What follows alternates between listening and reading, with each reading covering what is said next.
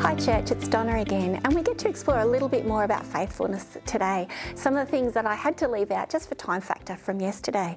So I just wanted to discuss with you one thing that had occurred to me is that one aspect of our relationship with Christ, when we come to relationship with Christ, is that we call him Lord and we can see ourselves as servants. We call him Master, and that's part of what the word Christ means, is that we're calling him Lord and Master. And Paul talks about one aspect of that relationship in his letter to the Corinthians. So I'm reading from 1 Corinthians chapter 4, starting in verse 1 and doing verse 2 as well. And Paul writes, "This is how one should regard us, as servants of Christ and stewards of the mysteries of God.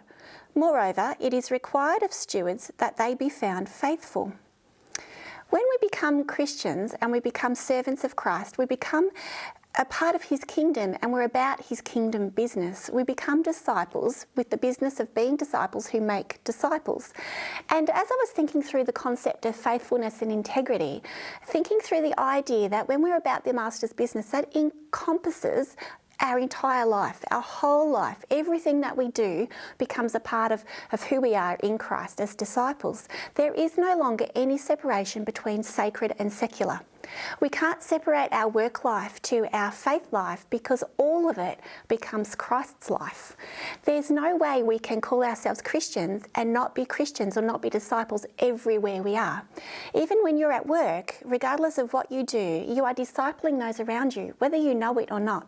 People are watching, people are engaged in what you're doing, and they want to see lives of faithfulness, lives of truth, where you are who you are all the time. And it can be a real challenge to see some parts of our lives as work and some parts of our lives as faith. But really, it's all one. And separating that is it becomes hypocrisy. And we discussed that yesterday, and it's not healthy or whole or what Christ wants for us. So jumping across to Colossians chapter 3, and Paul's writing again. So chapter 3, verse 23 or 24 says, "Whatever you do, work heartily as for the Lord and not for men, knowing that from the Lord you will receive the inheritance as your reward. You are serving the Lord Christ." Whatever we do, whether we eat or drink, we're doing all of it for God's glory. Whether you're selling shoes like I might do, whether you're bandaging somebody's broken arm, whatever it is you're doing it for Christ and your reward will come from him. In Matthew chapter 25, Matthew records a parable that Jesus spoke, and he's speaking it of himself and of believers. So he's calling himself the Master in this allegory, and he's calling his believers servants. And he tells a story about a master who calls 3 servants to come and be a part of his business, his kingdom business. And he entrusts them with his kingdom resources. And in the allegory, they're talents or gold, it's money. But as we're thinking through this, it's not secular or sacred, it's all of it, what we do.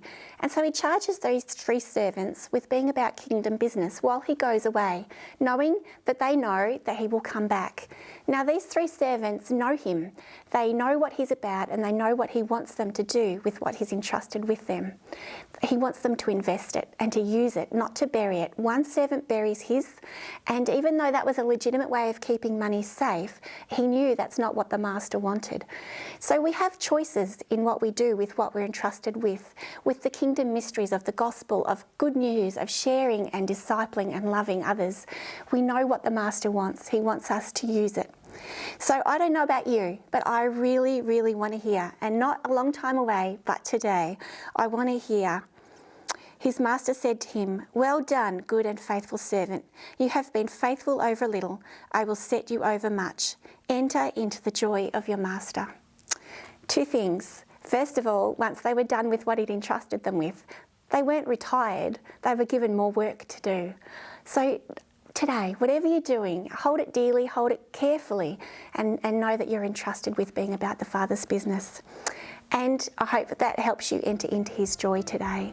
So thank you very much for listening to me yet again, and I hope that you go well today.